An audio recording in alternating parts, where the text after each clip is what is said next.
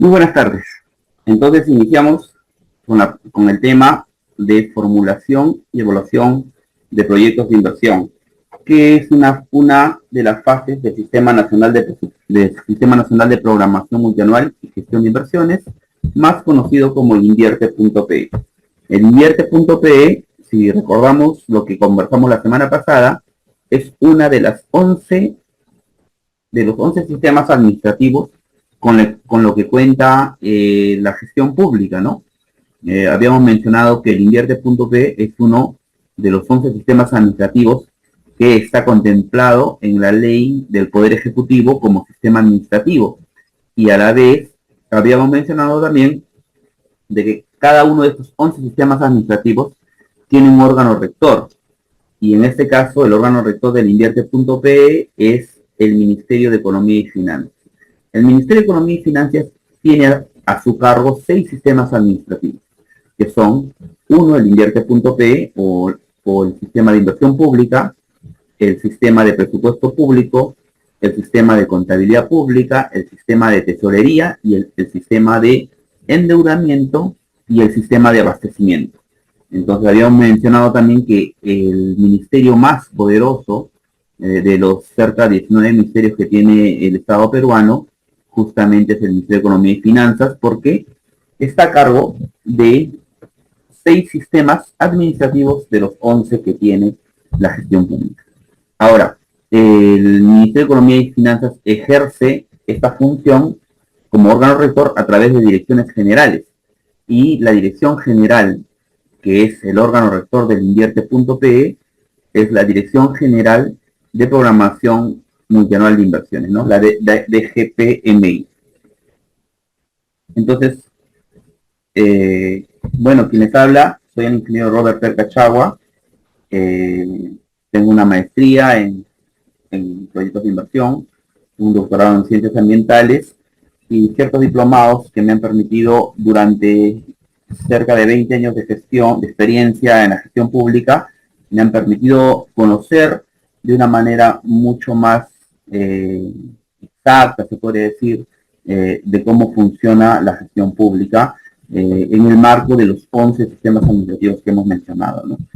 Entonces, si hablamos del Invierte.pe, el sistema de inversión pública, este sistema de inversión pública habíamos mencionado también que nació en el año 2000 con la creación del Sistema Nacional de Inversión Pública, que el famoso SNIP se creó en el año 2000. A partir del año 2000, la gestión pública de nuestro país tuvo por primera vez se podría decir, un sistema administrativo que regulaba o daba el marco orientador del uso de los recursos públicos destinados a la inversión pública, ¿no?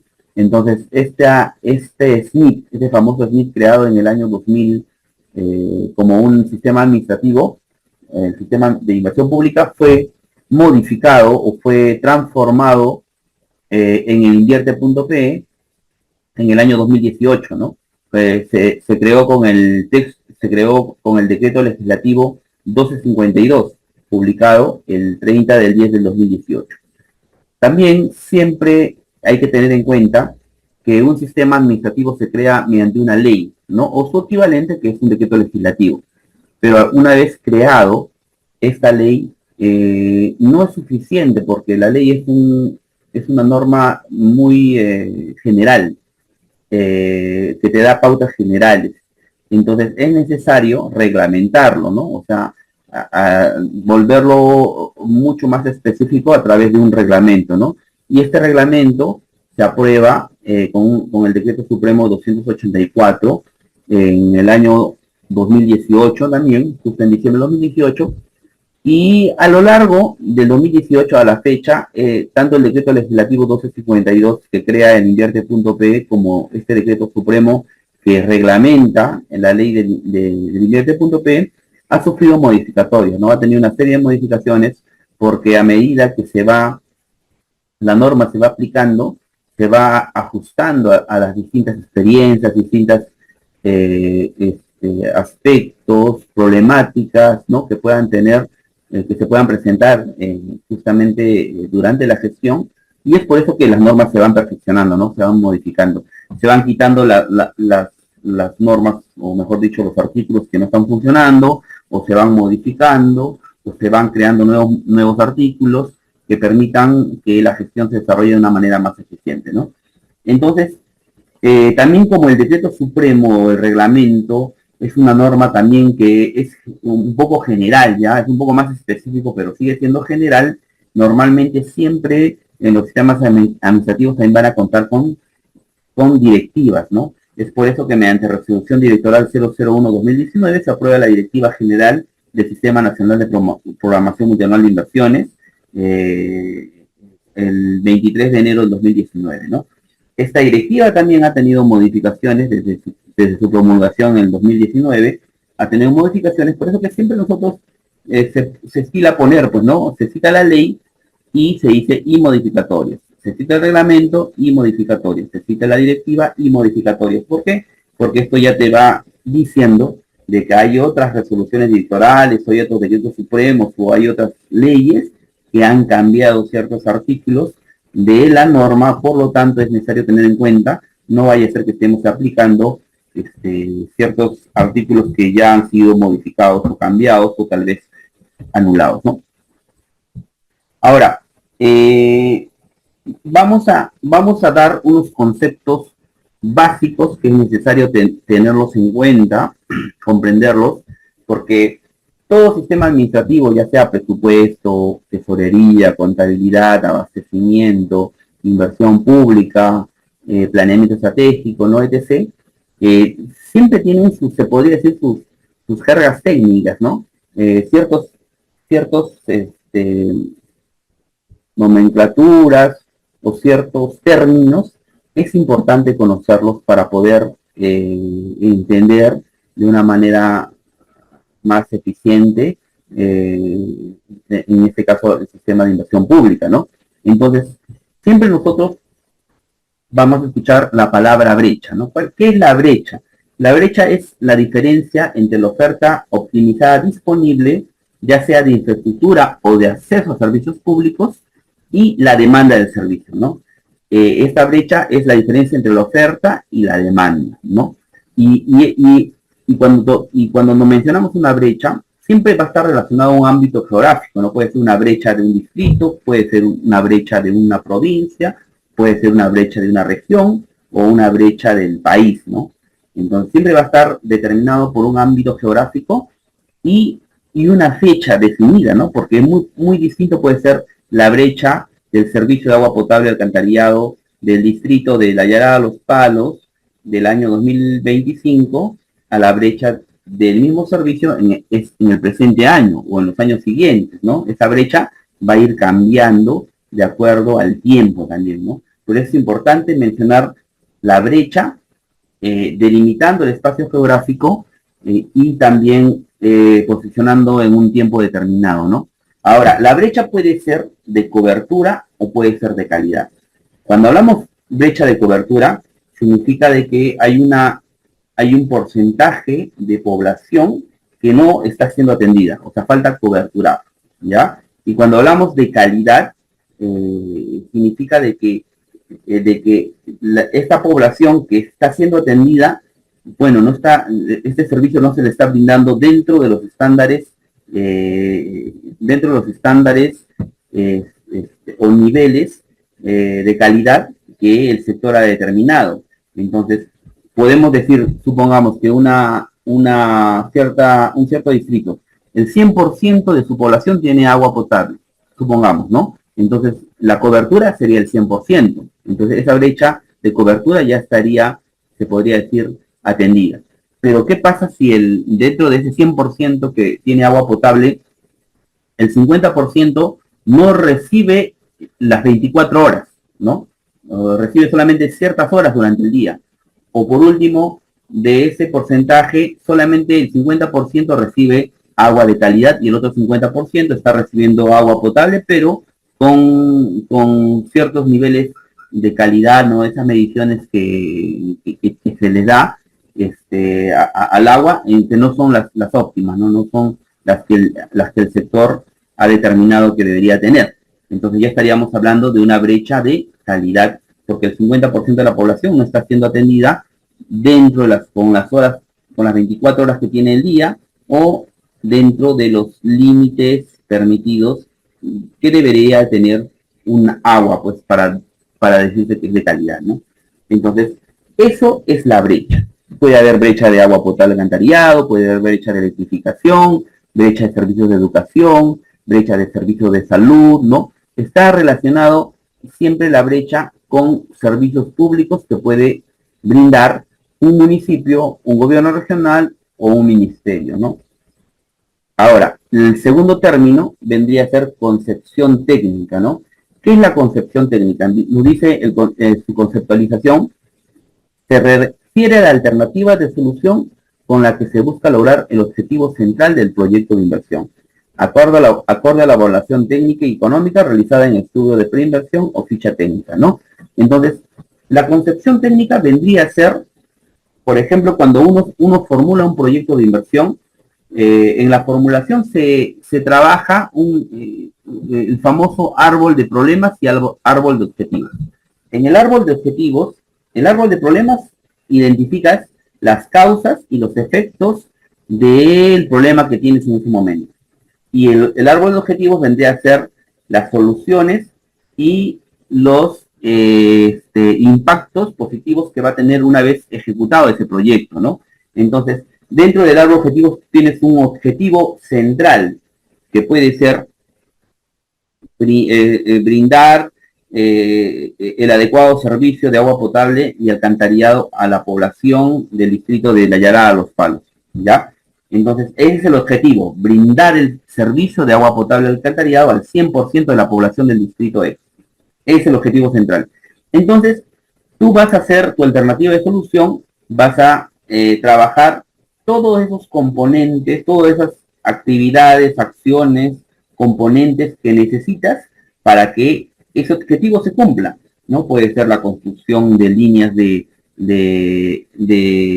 conducción, la construcción de líneas de distribución, ¿no? O quizás la planta de tratamiento de agua potable, o sea, todas esas acciones que va a permitir conseguir el objetivo del proyecto que estás ejecutando.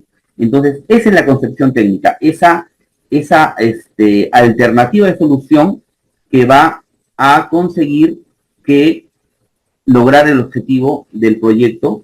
¿Y dónde está el objetivo del proyecto? Hemos mencionado que está en ese árbol de objetivos o árbol de medios y fines que se trabaja en la formulación de un proyecto, ¿no? Esa es la concepción técnica.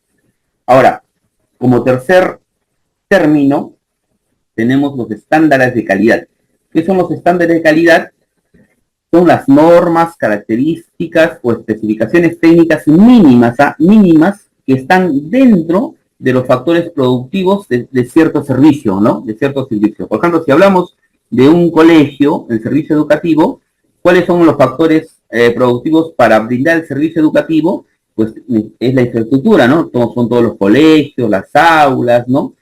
Todo lo que tiene que ver con la infraestructura. No solamente eso, sino el equipamiento, puede ser el mobiliario, ¿no? Puede ser también las capacidades humanas, ¿no? O sea, son todos esos factores productivos que juntos permiten brindar el servicio, ¿no? Pero ese conjunto de factores productivos tiene tiene especificaciones técnicas, tiene características mínimas. ¿Quién lo da? El sector, ¿no? El sector los da competente, da esas características o esos niveles mínimos que deben de tener estos factores productivos para brindar un servicio de calidad, ¿no? Entonces ahí decimos que el servicio está dentro de los estándares de calidad, pero estos estándares de calidad, reiteramos, ¿quién los da? El sector competente. Por ejemplo, si hablamos de un colegio, ¿quién da los estándares de calidad del colegio? El sector de educación.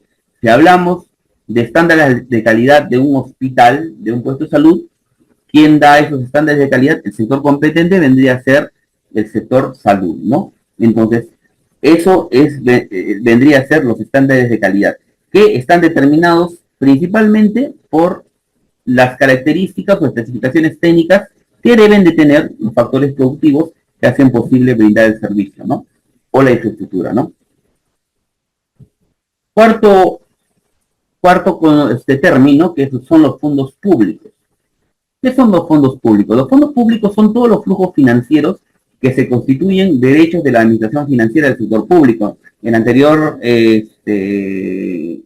anterior clase habíamos hablado sobre la administración financiera del sector público, ¿no? Este sistema de administración financiera del sector público que lo crea una ley está constituido por 6 sistemas administrativos, ¿no? El sistema de presupuesto, contabilidad, tesorería, endeudamiento, inversión pública y una dirección general de recursos humanos, ¿no? De dirección y gestión de recursos humanos. Entonces, ese es el sistema de la administración financiera del sector público. Entonces, los fondos públicos son todos los recursos que tiene el Estado peruano, que está dentro del tesoro público, ¿no? Son todos los tributos, los impuestos que se pagan, que cobra la SUNAT, que nosotros pagamos a una municipalidad por distintos servicios. Entonces, todo ese dinero que entra a una caja de una entidad pública son recursos públicos, son fondos públicos, ¿no?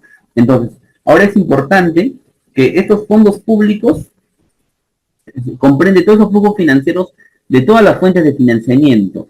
Las fuentes de financiamiento que están determinadas por el sistema de presupuesto, conocemos que son 5 fuentes de financiamiento, ¿no? Encontramos la fuente de financiamiento de recursos determinados, la fuente de financiamiento de recursos ordinarios, la fuente de financiamiento de recursos directamente recaudados, la fuente de recursos por operaciones oficiales de crédito y la fuente de recursos de donaciones y transferencias. Por cualquiera de estas fuentes va a ingresar los recursos o el dinero que va a ser administrado por el Estado peruano, ya sea por el nivel del gobierno nacional o por el nivel de gobiernos regionales o el nivel de gobiernos locales, que son los municipios. Entonces, todos esos recursos que ingresan por esas 5 fuentes de financiamiento que hemos mencionado son los fondos públicos con la cual la gestión pública va a administrar, a través de la gestión pública se va a administrar y el Estado peruano va a prestar los servicios públicos que requiere la ciudadanía, ¿no? Ahora, no son fondos públicos, obviamente, todos los dineros privados, ¿no? Las empresas privadas, las empresas que están fuera del ámbito estatal, no se constituye porque son recursos que pertenecen a un privado, ¿no? Ahora, el otro concepto, infraestructura natural, esto es importante. Por ejemplo, la infraestructura natural nos dice que es la red de espacios naturales que conservan valores y funciones de los ecosistemas, preveyendo servicios ecosistémicos. Por ejemplo, ustedes en la diapositiva pueden ver un cerro muy famoso, no sé, creo que está ubicado en el Cusco, creo. Es un cerro que tiene muchos colores, ¿no? Y es un cerro, es una infraestructura natural, porque como su mismo nombre lo dice, es brindado por la naturaleza. Ahí no ha habido intervención del hombre, no lo ha construido el hombre. La naturaleza nos ha dado ese recurso, ese cerro de colores. Y ¿cuál vendría a ser su función? En este caso, por ejemplo, vendría a prestar unos servicios turísticos, ¿no? Porque la gente va, se toma fotos y, bueno, pues genera un movimiento económico dentro de la zona. Para llegar ahí necesitas transporte, necesitas alimentación, necesitas estadía, necesitas carreteras, y en todo ese trayecto el turista va a ir dejando, pues, no recursos, porque va a tener que pagar a las personas y se genera un movimiento económico, ¿no? Otro recurso turístico que podemos mencionar, aparte de ese, puede ser las playas, por ejemplo, ¿no? Las playas, puede ser los ríos, puede ser los bosques, ¿no? La infraestructura natural es todo lo que la naturaleza te da, ¿no? Y el hombre hace uso de ello para distintas funciones que puede tener. Incluso estas infraestructuras naturales puede tener un valor simbólico, un valor tradicional, ¿no? Entonces, a eso nosotros llamamos infraestructura natural, ¿ya? Como sexto término tenemos las inversiones. Aquí, ojo con esto, es importante que ustedes, al menos, dentro de todos de estos conceptos que estamos dando, que se puedan tener de una forma más precisa qué significa inversiones, ¿no? Porque es el eje es el eje de, este concepto es el eje pues del sistema de inversión pública o el sistema de invierte.pe. Miren, las inversiones son intervenciones que lo hace un municipio, un gobierno regional o un ministerio, ¿no? Intervenciones temporales, porque tienen un inicio y tienen un fin. Las inversiones no se dan de manera ilimitada. Una construcción de un colegio inicia en una fecha y termina en una fecha. Una construcción de un hospital empieza y termina en una fecha, ¿no?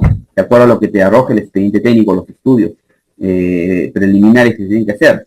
Son temporales, por eso es una inversión. Y comprenden proyectos de inversión y las inversiones de optimización, de ampliación marginal, de rehabilitación y de reposición. O sea, las inversiones son los proyectos de inversión y las IOR, ¿ya? Las IOR. Los proyectos de inversión y las IOR. Ambos son inversiones. Entonces, cuando nosotros decimos, tenemos que ver las inversiones del distrito de Pocoyay, supongamos. Entonces, estamos refiriendo no solamente a proyectos de inversión, sino también nos estamos refiriendo a las IOR que pueda tener esta municipalidad, ¿no? Ahora, las inversiones no comprenden gastos de operación y mantenimiento. Por ejemplo, cuando uno hace el mantenimiento de un colegio, el mantenimiento de un campo deportivo, o por ejemplo, requiere pagar los servicios de agua, de luz del municipio, o de la cancha deportiva, o necesita pagar al guardián, necesita pagar al administrador, ¿no? Al que limpia, ¿no? Esos son gastos de operación. Entonces, los gastos de operación y mantenimiento no son inversiones, por lo tanto no se financian con gasto de capital o gasto de inversiones, eso se financia con gasto corriente, ¿ya? Entonces, las inversiones se financian con gasto de capital y los gastos de operación y mantenimiento se financian con gasto corriente. Entonces, por lo tanto, una operación y mantenimiento no puede ser considerada una inversión, no se considera una inversión. Solamente se consideran los proyectos de inversión y las IOR. Ahora vamos a explicar qué son las IOR. Ahí tienen en su pantalla ese término que dice IOR. I significa inversiones, O significa optimización, A significa ampliación marginal, R de rehabilitación y la otra R de reposición, IOR. O sea, las IOR son las inversiones de optimización, de ampliación marginal, de rehabilitación y de reposición. O sea, las IOR son de 4 tipos: optimización, ampliación marginal, rehabilitación y reposición. ¿Ya? Entonces, en conclusión, las inversiones son de 2 tipos. Pueden ser proyectos de inversión o pueden ser IOR. Y a la vez las IOR son de 4 tipos: optimización, ampliación, marginal, de rehabilitación y de reposición. ¿Ya? Entonces, inversiones, 2 tipos: proyectos de inversión e IOR. ¿Listo? No se consideran los gastos de operación y mantenimiento como inversiones. Eso no entra. Por eso que en un PMI, en una cartera de inversiones, solamente vas a encontrar una lista de proyectos de inversión y una lista de IOR, si es que los tuvieran. Pero nunca vas a encontrar en un PMI los mantenimientos, por ejemplo, ¿no? Los mantenimientos. Ahora, vamos a desarrollar qué significa, cuáles son este tipo de inversiones, las IOR, ¿ya? Las IOR. Las IOR son 4 tipos: optimización, ampliación marginal, rehabilitación y reposición. Por ejemplo, vamos a empezar por las inversiones de ampliación marginal. Las inversiones de ampliación marginal son de 4 tipos también, a la vez, ¿ya? Son inversiones de ampliación marginal de servicio, inversiones de ampliación marginal de edificación u obra civil, inversiones de ampliación marginal para la adquisición anticipada de terrenos y inversiones de ampliación marginal por liberación de interferencias. Entonces, la IOR son 4 tipos: optimización, ampliación marginal, rehabilitación y reposición. Si hablamos de las IOR de ampliación marginal, estas son también de 4 tipos, las que ya hemos mencionado. Ahora, ¿cuándo se aplica una inversión de ampliación marginal del servicio? ¿Ya? Para empezar, vamos a ir adelantando. ¿Qué es un proyecto de inversión? Un proyecto de inversión es una solución a un problema general, ¿ya? Es una intervención a toda la unidad productora que presta el servicio, a toda la unidad productora. Es una solución total, ¿ya? Y una IOR es una solución con una inversión menor que te permite que el servicio siga funcionando o siga trabajando de la mejor manera. Ahora, por ejemplo, tú tienes un problema en una unidad productiva, puede ser un colegio, puede ser una posta médica, puede ser el servicio de agua potable de alcantarillado, puede ser el servicio de purificación, X servicio, X infraestructura, X unidad productora, a eso le decimos unidad productora, ¿ya? Entonces puedes tener un problema y no necesariamente para solucionar ese problema vas a tener que aplicar un proyecto de inversión. A veces son problemas tan pequeños o son problemas tan delimitados, ¿no? Tan delimitados, tan específicos, que solamente la solución para ese problema vas a resolverlo aplicando una IOR. Ahora, ¿cuándo se aplica una IOR de ampliación marginal del servicio? Para empezar, ¿qué es ese tipo de IOR? Dice, son inversiones que incrementan la capacidad de una unidad productora hasta un 20% en el caso de servicios relacionados a proyectos de inversión estandarizados por el sector. ¿Qué son proyectos estandarizados?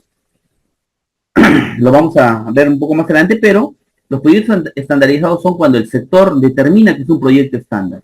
Por ejemplo, ustedes a la fecha, los colegios son proyectos estándar, porque el sector, en este caso educación, ha dicho que los colegios son estándar, proyectos estándar.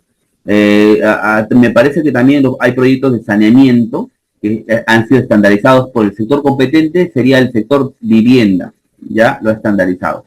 Entonces, cuando un proyecto está estandarizado por el sector, entonces tú puedes aplicar una inversión de ampliación marginal de servicio. Esto solamente se aplica cuando el proyecto está estandarizado por el sector. Ya, por ejemplo, un terminal terrestre, ¿no? Es un proyecto que no está estandarizado por el sector, por lo tanto, tú no podrías hacer una inversión de ampliación marginal del servicio en un terminal, porque no está estandarizado ese tipo de proyectos, esa tipología de servicio por el sector competente. Ahora, si hablamos de un servicio de educación, por ejemplo, tenemos un colegio, en su pantalla ven un colegio, ¿ya? Ven un colegio, y este colegio supongamos que tiene 6 aulas, ¿ya? Primer grado, segundo, tercero, cuarto y quinto, ¿ya? Y sexto. Entonces, supongamos que tú necesitas un aula más, supongamos, ¿ya? Que necesitas un aula más. Entonces, un aula más se necesita para cubrir la necesidad de una cierta cantidad adicional de estudiantes. Entonces, un aula más equivaldría a más del 20% de la capacidad de producción del colegio. No, porque sería casi el 20%. Entonces, si solamente necesitas un aula más, entonces puedes hacer aquí una IOR de ampliación marginal del servicio, porque solamente vas a ampliar el servicio hasta un 20%.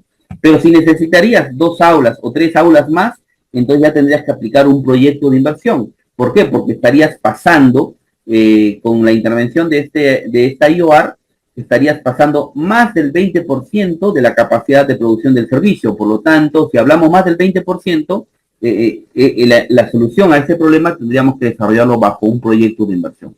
Pero si es menos del 20%, entonces aplicamos una IOR de ampliación marginal del servicio, ¿no? Porque su concepto mismo dice que la solución dice que solamente tú puedes utilizarlo hasta que la unidad productora pueda brindar un servicio hasta el 20% adicional a lo que actualmente está brindando, ¿no? Ahora, ¿qué es la IOR de inversión de ampliación marginal de edificación u obra civil?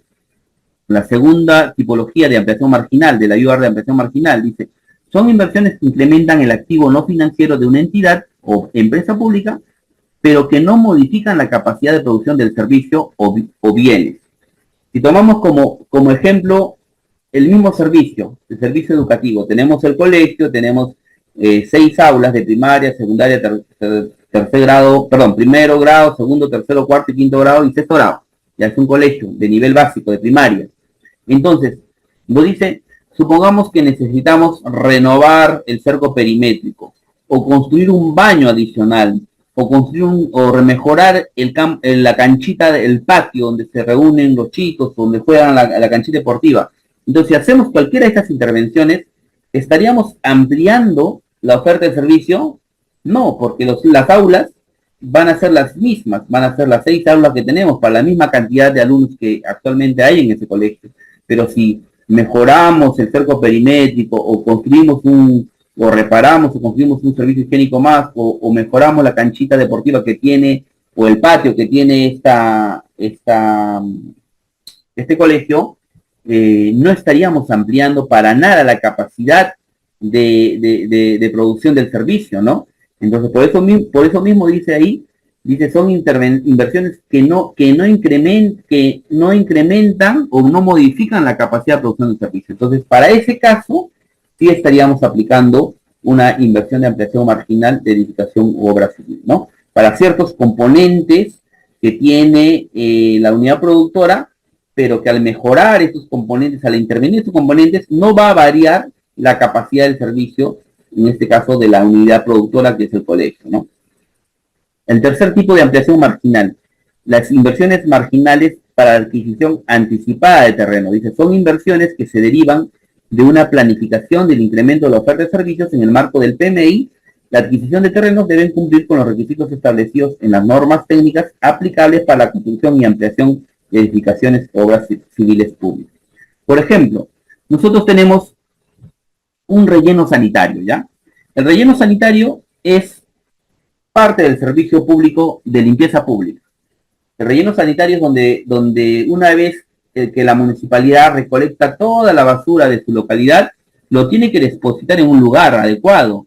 Entonces, este vendría a ser el relleno sanitario. Es un lugar que está alejado de la zona urbana, porque así lo establece pues el sector, ¿no? Mediante las normas técnicas que se aplican para la construcción de un relleno sanitario. Entonces, este relleno sanitario, por ejemplo, ya ha colapsado ya durante todos los años que ha venido funcionando, ya no tiene espacio para recepcionar más residuos orgánicos o residuos públicos. Entonces, ¿qué hace la municipalidad? Ya no podemos seguir depositando en este relleno sanitario la basura porque ya ha colapsado, entonces necesitamos otro relleno sanitario que tiene que estar ubicado en otra zona, porque aquí ya no tenemos oportunidad para crecer más. Entonces la municipalidad va a tener que comprar otro terreno alejada de la zona, que una vez que se cierre ese relleno sanitario se pueda seguir prestando ese servicio de almacenaje de residuos sólidos, como las normas lo indican, pero va a tener que hacer en otro lugar. Entonces, ¿qué hago? Entonces, ubicamos nosotros un terreno donde puede ubicarse este relleno sanitario y hacemos una IOAR de ampliación marginal de adquisición anticipada de terrenos. Y la municipalidad compra este terreno. Lo compra anticipadamente, porque el relleno sanitario ya va a colapsar. Lo compra y una vez comprado, no hace el proceso de saneamiento, ¿no? Ya está a nombre de la municipalidad, y de ahí, ¿qué tiene que hacer? Formular el proyecto de relleno sanitario, ¿no? De ahí formula el proyecto para la construcción de relleno sanitario que va a determinar un cerco perimétrico, va a tener que construirse celdas, una serie de activos para tratar justamente la basura. Pero con la IOAR, tú ya puedes comprar de una manera anticipada un terreno que va a ser necesario porque el actual servicio ya existe la necesidad de comprar un nuevo terreno porque el actual servicio ya ha colapsado, ¿no? Donde está ubicado el terreno ya ha colapsado. Entonces, ahí se aplica la CIOAR de ampliación marginal de adquisición anticipada de terreno. Ojo que la norma indica de que esta adquisición de terreno tú lo tienes que hacer cuando tienes pensado o tienes programado o planificado la construcción de un en este caso sería de un relleno sanitario, ¿no? Porque si no, imagínense pues los municipios, los gobiernos regionales, los ministerios comprarían pues terrenos y una vez comprado el terreno no lo utilizarían para nada, ¿no? Entonces la norma dice solamente cuando en el marco de una planificación de un proyecto de inversión para un servicio que requiere un terreno adicional, ¿no? Porque ya colapsó por X motivo, solamente en esos casos tú puedes aplicar esta ampliación marginal de adquisición anticipada de terreno. Si no lo vas a necesitar, o no lo necesitas, no se puede aprobar una IOR de este tipo, ¿no? Sería una falta, sería un mal uso de este tipo de inversiones, por lo tanto, eso puede traer problemas más adelante para los funcionarios que aprobaron esta adquisición anticipada de este terreno, de esta IOR, para comprar un terreno que no va a servir o no está dentro de una planificación que requiere una necesidad pública, ¿no? El cuarto tipo de IOR de ampliación marginal por liberación de interferencias. Por ejemplo, ustedes ven en la siguiente gráfica, en el lado inferior derecho, ven una trocha, ¿no? Ven una trocha, ¿no? Un camino, digamos ahí, un camino, y a los costados ven una serie de postes, ¿ya? Supongamos que el municipio donde está ubicada esta localidad hace un proyecto de inversión que va a permitir ya no tener esa trocha, sino en estado natural, pero que es una carretera por donde transitan vehículos. Va a hacer un proyecto de inversión de mejoramiento y va a aplicarle ahí asfalto, ya va a estar pavimentado con la ejecución de este proyecto, va a estar pavimentado, va a tener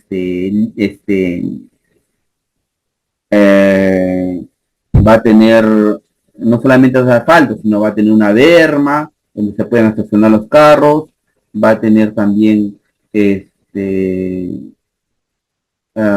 señalización vertical, señalización horizontal, todo lo que requiere tener una vía de transporte público, ¿no? Pero, como ustedes pueden observar, esa vía, hay muchos postes al costado, ¿no? Hay muchos postes, y cuando empieza la construcción de este proyecto, no vas a poder, ¿por qué? Porque estos postes los tienes que reubicar.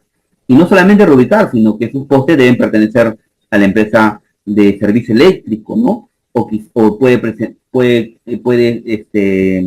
pertenecer a una empresa de servicio telefónico o de servicio de internet, o quizás más allá de la vía puede cruzar un canal de regadío, o puede cruzar una red de agua potable alcantarillado, ¿no? Una serie de interferencias que puede tener y que van a ser un obstáculo al momento de la ejecución del proyecto.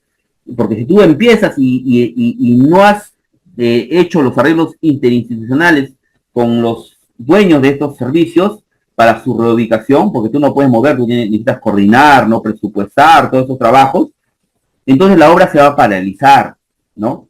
Entonces, para evitar eso, para evitar que haya esos problemas durante la ejecución de la vía, de este proyecto de inversión, tú haces una IOR de ampliación marginal por liberación de interferencias. O sea, tu IOR va a ser justamente para absorber todos esos gastos que tú requieres, toda esa gestión que necesitas y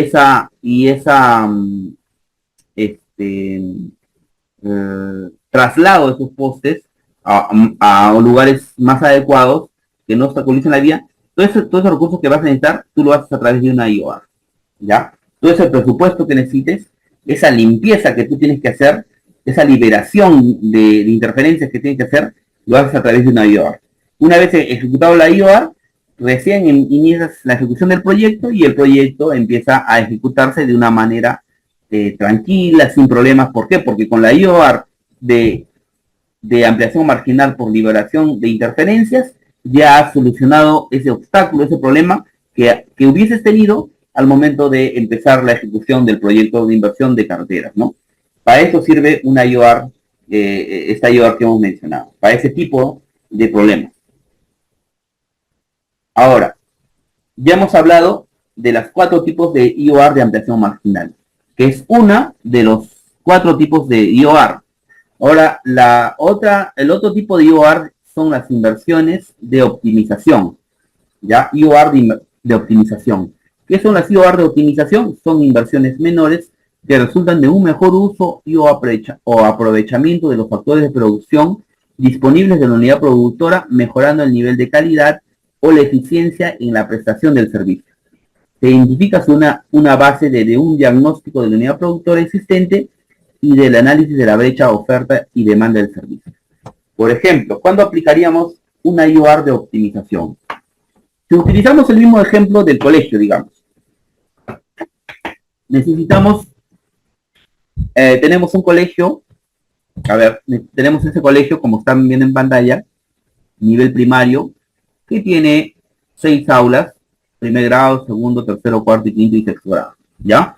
Entonces, ¿qué pasa si, digamos, termina el año 2026, el presente año, y al siguiente año hay más demanda de alumnos que se quieran matricular? La población aumentó, no sé, por X motivo hay más niños y demandan el servicio en esa localidad. Entonces, ¿cómo resolver ese problema? El problema, la unidad formuladora va a tener que hacer un diagnóstico de la unidad productora y finalmente ver la demanda, el servicio, la oferta y la demanda, y va a determinar, necesitamos más aulas, porque la población estudiantil, que eran, supongamos, 150, ahora ya no son 150, ahora son 200. Necesitamos más aulas para poder asistir a estos chicos y darles el servicio de educación. Entonces, la solución podrías encontrar de dos tipos. Dices, mira, podemos construir más aulas, ¿no? Porque tenemos terreno al costado, construimos más aulas para que estos chicos extras que tenemos para el próximo año puedan estudiar en estas aulas, porque de acuerdo a los estándares de calidad del sector de educación, por cada aula solamente se permite que haya, digamos, una cantidad de 40 estudiantes, por ejemplo, ¿no? Estoy poniendo como ejemplo. Entonces, si tú no puedes en un solo salón atender a más de 40, porque son normas o estándares de calidad que está establecido por el sector, más de 40 no puedes tener en un aula. Entonces, dicen, construimos más aulas, un proyecto de inversión, o la otra solución sería que prestemos el servicio doble turno, o sea, en la mañana y en la tarde. Si das el servicio en la tarde, en 2 turnos, ya no construiría más aulas, porque los chicos extras que tienes harían uso del mismo aula que tienes actualmente, pero en el turno tarde. Entonces ahí solamente requerirías de repente más profesores, o de repente podría ser más insumos, no más material educativo, pero aulas ya no requerirías. Entonces, para eso tú harías una IOR de optimización, porque estás optimizando los factores productivos que actualmente tienes, prestando el servicio educativo en dos turnos, y de esa manera estás evitando hacer un proyecto de inversión que permita construir nuevas aulas, ¿no? O sea, estás utilizando la misma estructura que actualmente tienes, pero en doble turno. Entonces, todos esos gastos que necesitas para implementar esa solución, lo harías a través de una IOR de optimización, ¿no? Una intervención pequeña, una intervención menor, pero finalmente te va a resolver el problema, ¿no? Ahí tienes un ejemplo como se puede aplicar una IOR de optimización, que evita justamente hacer un proyecto de inversión para construir más aulas, ¿no? Es una solución que la unidad formuladora ha hallado y ha determinado finalmente resolver ese problema mediante una IOR de optimización. Ahora, el tercer tipo de IOR, la IOR de rehabilitación.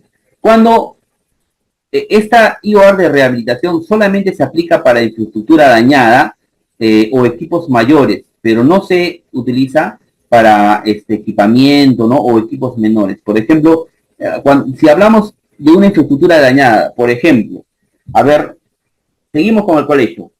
Tienes ese colegio y ustedes pueden ver en el lado superior derecho, en la esquina, pueden ver ahí un cerco perimétrico del colegio, ¿no? Está el cerco perimétrico. Supongamos que pase por ahí un huaico, digamos, un huaico, o por último hay un terremoto, o por último pasa un carro, un camión, y se lleva una parte del cerco perimétrico, lo derrumba. Entonces, una parte del cerco perimétrico está dañado. ¿Y cómo lo vas a solucionar ese problema? Porque tú no puedes tener el colegio sin cerco perimétrico, con una parte del cerco perimétrico dañado, porque ¿qué va a pasar? los chicos van a correr peligro, pueden meterse personas ajenas a la institución para hacer acciones delictivas, ¿no? Entonces la seguridad de los niños no está garantizada. Entonces, lo haces a través de la IOR de rehabilitación. Haces un pequeño expediente técnico, te va a determinar cuánto te va a costar rehabilitar todo ese cerco perimétrico, reconstruirlo todo lo que ha sido dañado, y finalmente tienes el cerco perimétrico nuevo, mejorado, mejor dicho, reestructurado, ¿no? Entonces, ese tipo de problema lo vas a resolver a través de una IOR de rehabilitación, ¿no? Se aplica para infraestructura dañada, dice. Este daño puede ser ocasionado por la naturaleza, a través de un huaico, a través de un temblor, o puede ser dañado por un evento, por las personas, ¿no? Por un vehículo que se chocó, ¿no? X motivo. Entonces, la solución a este problema lo harías a través de una IOR de rehabilitación. Y la cuarta tipología de IOR es la IOR de reposición. ¿Qué nos dice, no? Son inversiones destinadas al reemplazo. Ojo con esta palabra, reemplazo. O sea, tú tienes algo y lo vas a reemplazar por otro. O sea, no vas a aumentar en cantidad. La cantidad que tienes va a seguir siendo la misma, solo que vas a cambiar, ¿ya? Tienes 10 computadoras, vas a reemplazar 10 computadoras, vas a seguir teniendo las 10 computadoras, ¿no? Entonces, equipos, equipamiento, mobiliario, vehículos, cuya vida útil ha culminado y que formen parte de una unidad productora, ¿no? Ahora, ¿cuál es, por ejemplo, ahora vamos a pasar por un ejemplo de IOR, de reposición. Tú tienes un colegio, este colegio tiene su sala de cómputo, ¿ya? En su sala de cómputo existen 20 computadoras donde los estudiantes van y hacen sus cursos, pues, de computación, o hacen sus cursos, X cursos donde es necesario tener la computadora, ¿no? Entonces, las computadoras son equipos que tienen una vida útil, normalmente son de 3 años, ¿ya? Son de 3 años. Entonces, se compró las computadoras en un determinado año y al tercer año ya están inservibles. Entonces, los alumnos ya no están recibiendo adecuadamente el servicio educativo porque tienen las computadoras ya no solamente dañadas, sino ya han cumplido su vida útil. Entonces tú haces una IOR de reposición. Haces una IOR para comprar, ¿cuántas computadoras dijimos? 20 creo, ¿ya? Para recuperar, reemplazar esas 20 computadoras, y con esta IOR, con esta ficha técnica de IOR, las reemplazas y problema solucionado. Pero ojo, acá la condición es de que el reemplazo haya una garantía que lo está reemplazando, ¿no? Porque imagínense si no hubiera esta condición, a nivel de país nos llenaríamos de computadoras, ¿no?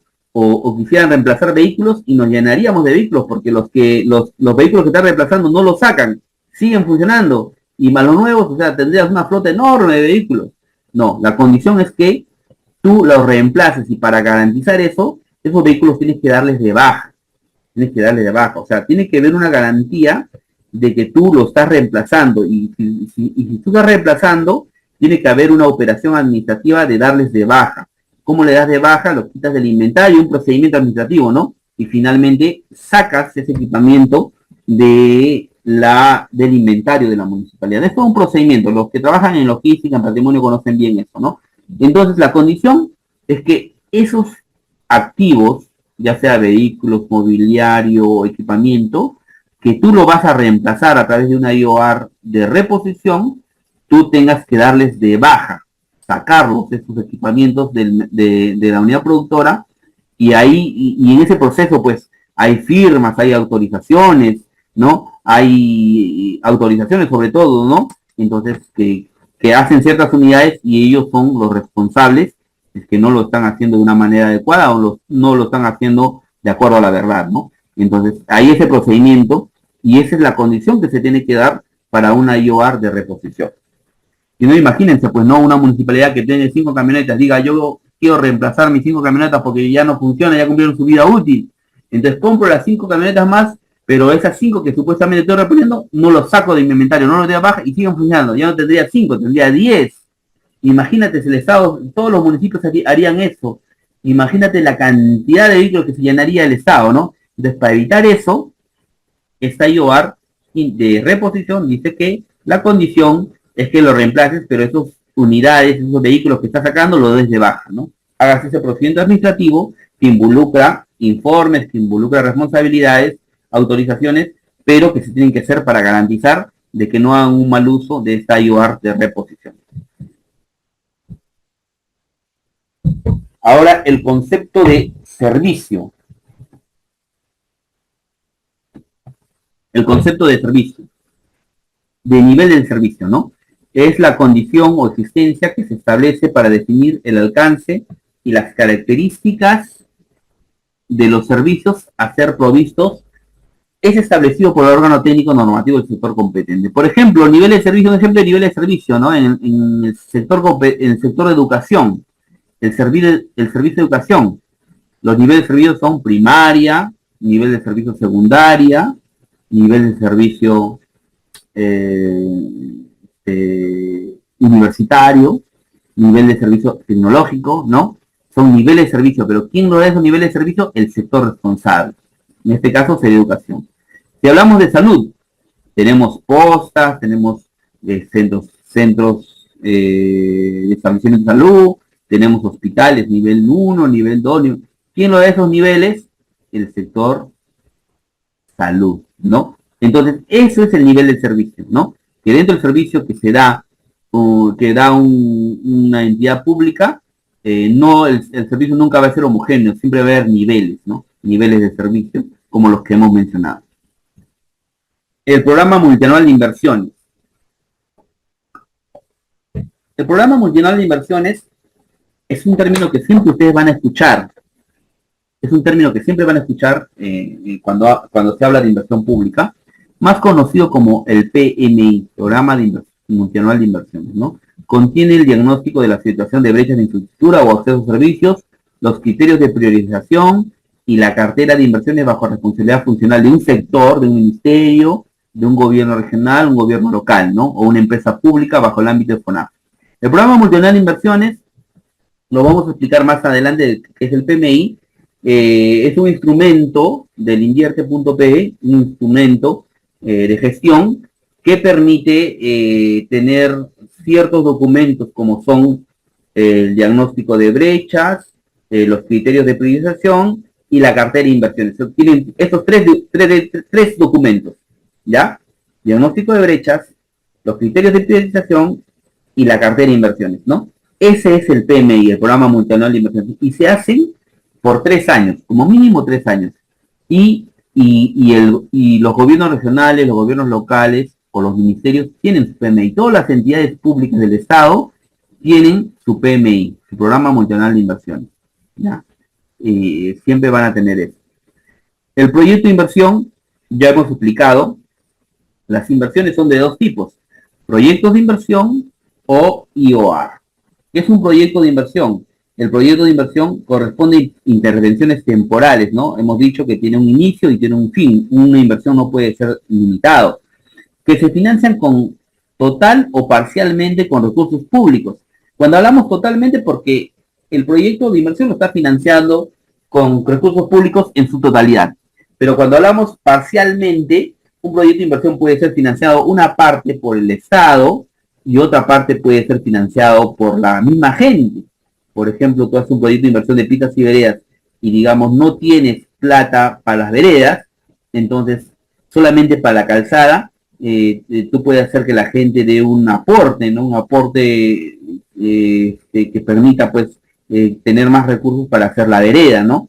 Existe eso, ¿no? O puede ser también proyectos que van a ser ejecutados mediante la modalidad de APP, asociación público-privada, donde una parte invierte el Estado y la otra parte invierte el privado, ¿no? Entonces, por eso se dice total o parcialmente, ¿no? Con recursos públicos destinados a la formación de capital físico. Cuando hablamos capital físico, hablamos de infraestructura, mobiliario, vehículos, ¿no? Compra, ¿no? Construcción, es algo físico, algo tangible.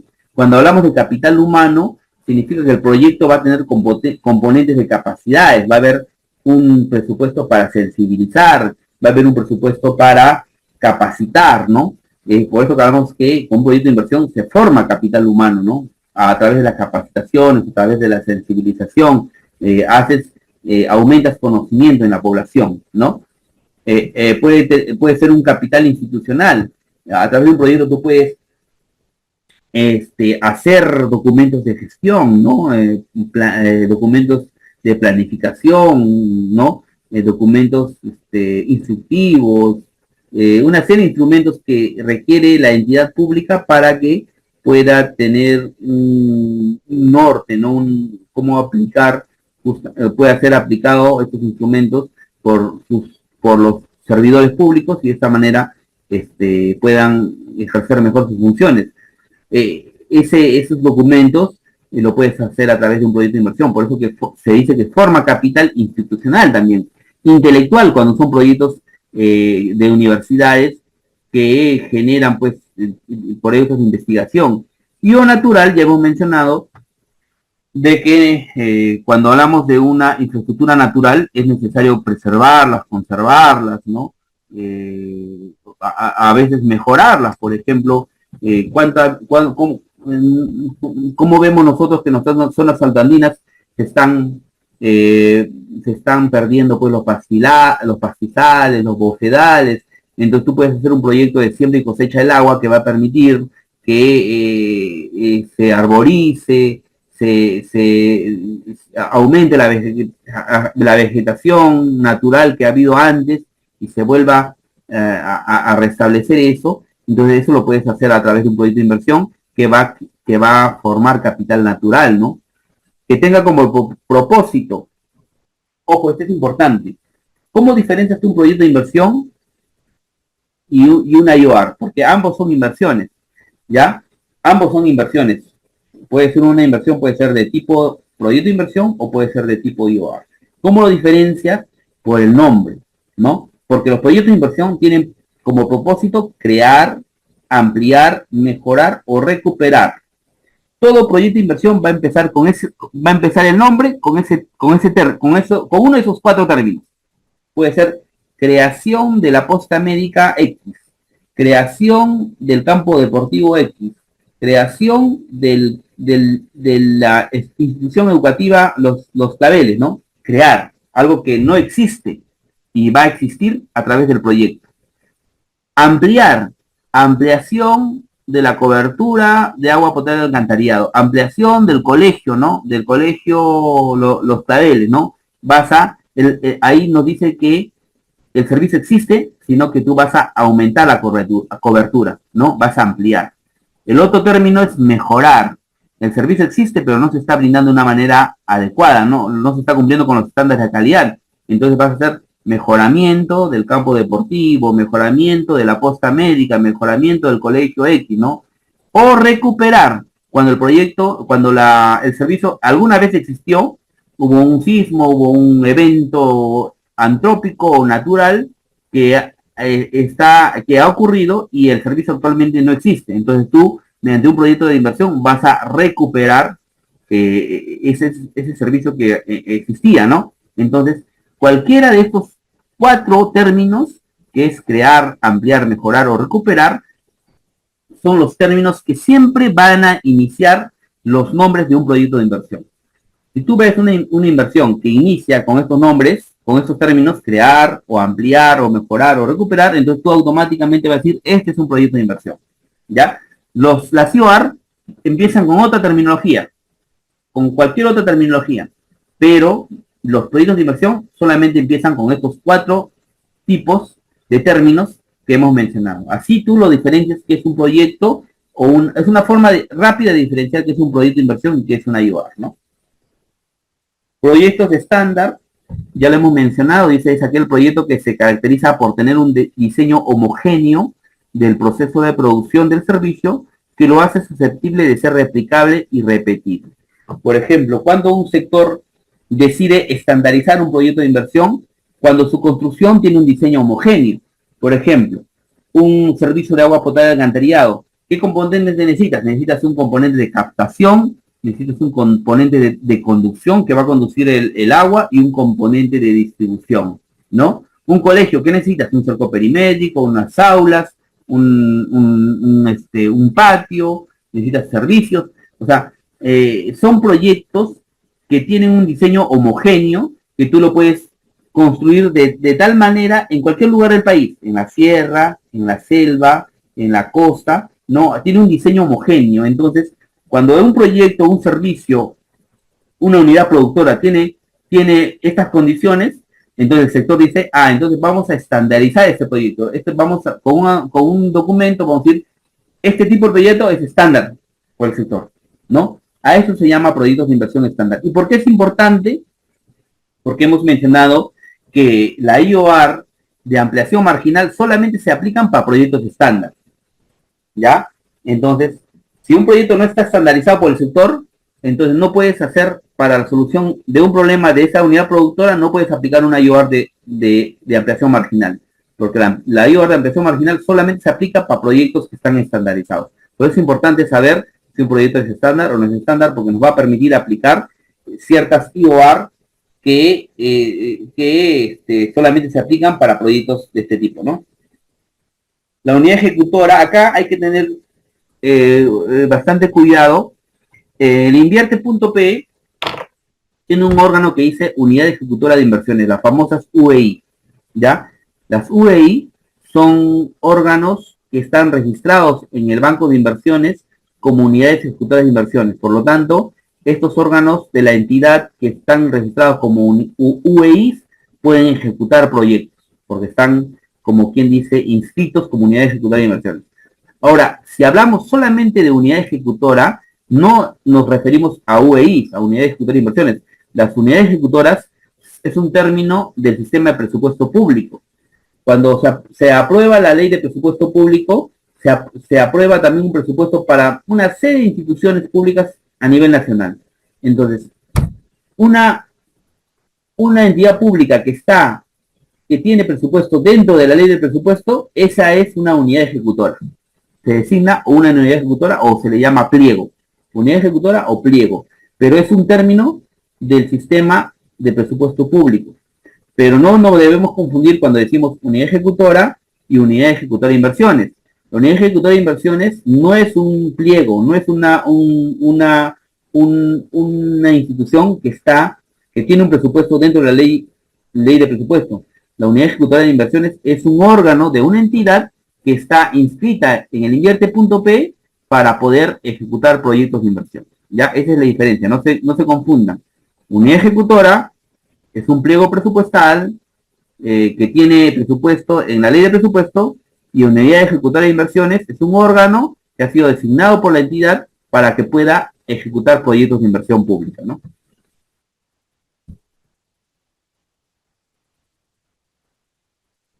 Listo. Ahora, es importante mencionar que el invierte.pe, que es un sistema administrativo de los 11 sistemas que tienen en la gestión pública, todos los sistemas tienen sus fases. El sistema de presupuesto público tiene sus fases, ¿no? Su fase, si no recuerdo, es su fase de formulación y programación, después tiene su fase de ejecución, su fase de evaluación, ¿no? El sistema de abastecimiento tiene también sus fases, ¿no? Igual, el invierte.p tiene sus fases. Y se dice fases del ciclo de inversión, porque estamos hablando de inversiones, ¿no? De inversión pública. Ahora, ¿cuáles son estas fases? Son 4 fases. La fase número 1, que es la fase de programación multianual de inversiones, que está a cargo de las OPMI, ya las oficinas de programación multianual de inversiones. En esta fase, ¿qué se hace? Se elabora y aprueban los indicadores de brecha. ¿Ya? En esta fase se elaboran y aprueban los indicadores de brecha. Todos los años se hace esa acción, todos los años. Pero esta acción solamente es desarrollada por las OPMI de los ministerios, las OPMI de los sectores. No lo hacen las OPMI de los gobiernos regionales, y no lo hacen las OPMI de los municipios, de las municipalidades. Esto, de elaboración y aprobación de indicadores de brecha, los hace la OPMI de los ministerios, de los sectores, ¿ya? Ya, ¿qué más se hace durante esta fase? Se elabora el diagnóstico de brechas, se elabora los criterios de priorización y se elabora la cartera de inversiones del PMI, ¿ya? Entonces, esos tres documentos son elaborados por la OPMI, aquí sí, de los gobiernos locales, gobiernos regionales y de los ministerios, ¿no? Entonces, esas actividades, esas acciones se hacen durante la fase de programación multianual de inversiones y están a cargo de las oficinas de programación multianual de inversiones, las OPMI. Una vez que se haya realizado esto, viene la segunda fase. La segunda fase de formulación y evaluación. Esta fase, su órgano responsable son las unidades formuladoras, las famosas UF. Durante esta fase, ¿qué se hace?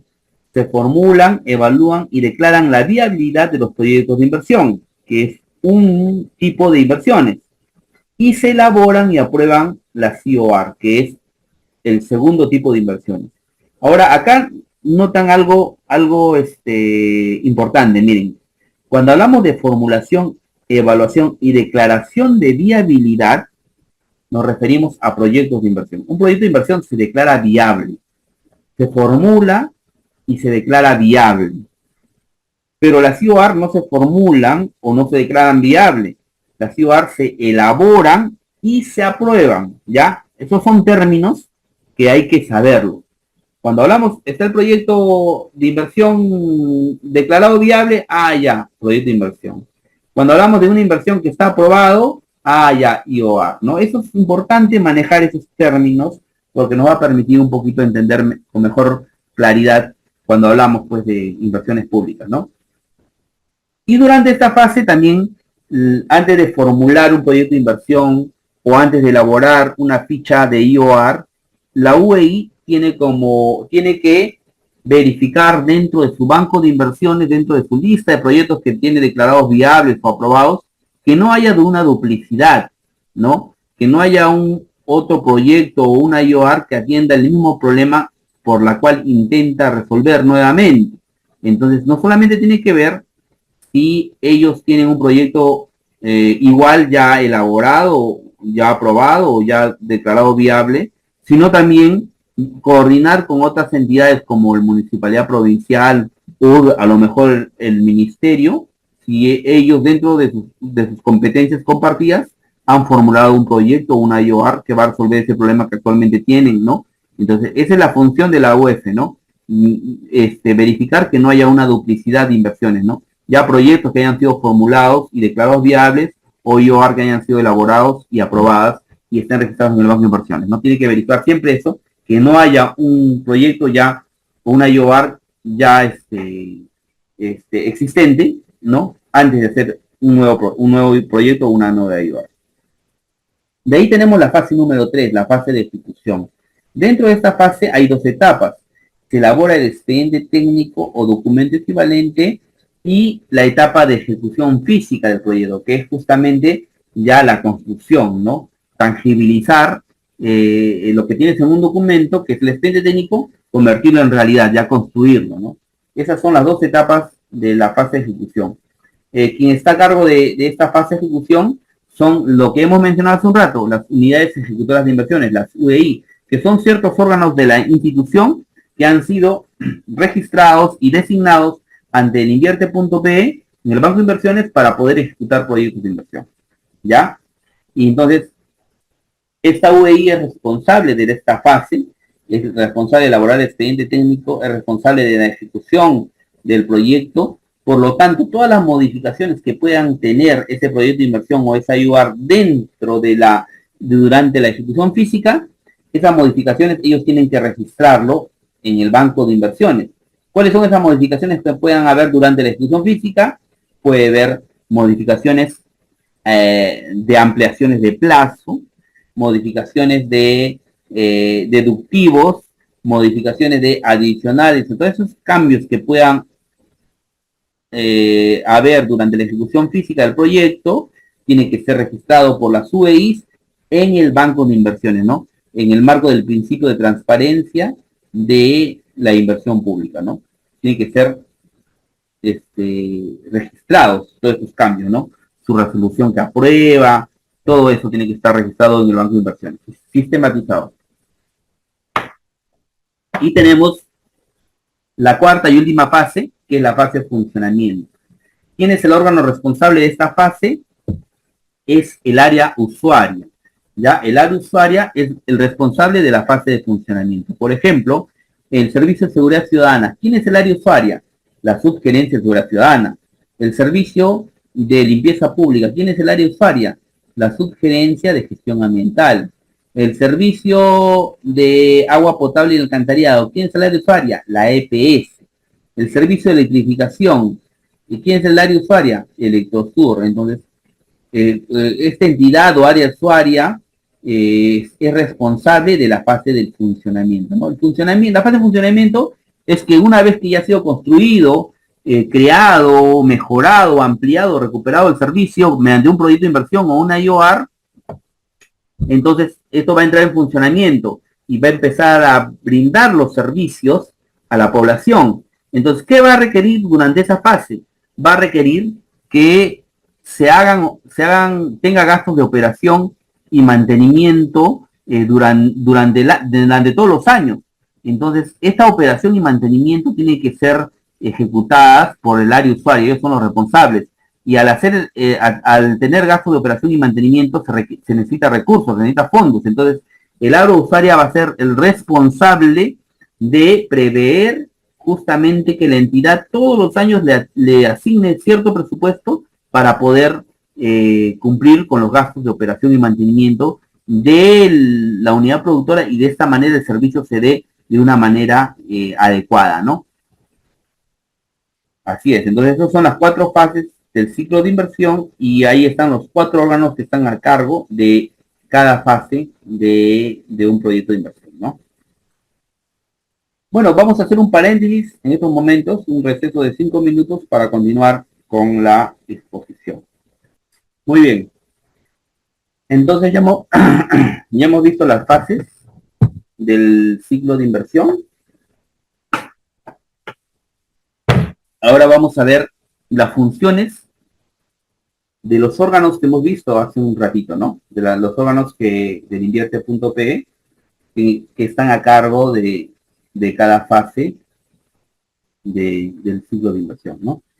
Pero también tenemos dentro de estos órganos del invierte.pe a la Dirección General de Programación Multianual de Inversiones, ¿no? Del MEF, que vendría a ser el órgano rector de este sistema administrativo. Hemos mencionado que cada uno de los 11 sistemas administrativos tiene un órgano rector, ¿no? Y en este caso, el órgano rector, que es el MEF, el Ministerio de Economía y Finanzas, ejerce su rectoría a través de la Dirección General de Programación Multianual de Inversiones. Ahora, ¿cuáles son sus funciones de esta Dirección General? Es el ente rector del invierte.pe, emite directivas y metodologías relacionadas con el ciclo de inversiones, así como fichas técnicas generales, ¿ya? Administra el banco de inversiones. Ese banco de inversiones que es un aplicativo informático donde se registra todo proyecto que ha sido formulado, declarado viable, las IOR aprobadas, se registra en el banco de inversiones, ¿no? Ese banco de inversiones es administrado justamente por esta dirección general. Son los responsables del funcionamiento de esta plataforma virtual, ¿no? ¿Qué función más tiene la DGPMI?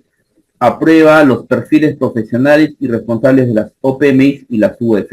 Cualquiera no puede ser OPMI y UF, especialmente sus responsables. Entonces, la Directiva General de Inversión Pública del invierte.pe van a encontrar ustedes unos anexos y unos formatos. En uno de esos anexos hay un perfil mínimo que debe tener el jefe de la UF o el jefe de la OPMI. Ya hay ciertos años de experiencia, ciertas capacidades, entonces esa valla esa valla, ese perfil, es el que coloca justamente la Dirección General de Programación Multianual de Inversiones. ¿Qué más tiene como función? Consolida el PMI del Estado.